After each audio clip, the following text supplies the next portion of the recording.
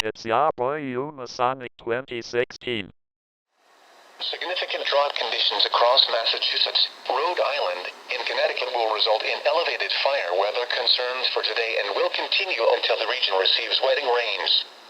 Relative humidity values will drop to between 25 and 40% across portions of the interior this afternoon, with southwest winds 5 and 10 miles per hour with gusts to 15 miles per hour.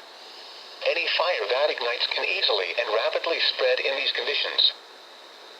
A slow-moving strong thunderstorm will impact portions of southeastern Worcester, northwestern Bristol, and central Providence counties through 4:45 p.m. Eastern Daylight Time.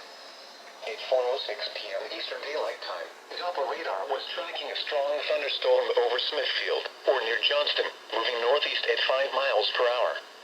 Hazards include winds in excess of 40 miles per hour and pea-size hail. Strong winds could cause minor damage such as downed branches. Little to no impact from hail is expected.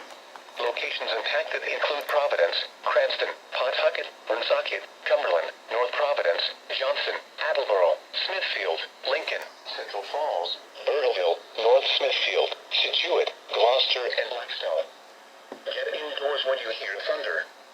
Do not resume outdoor activities until at least 30 minutes after the storm has passed.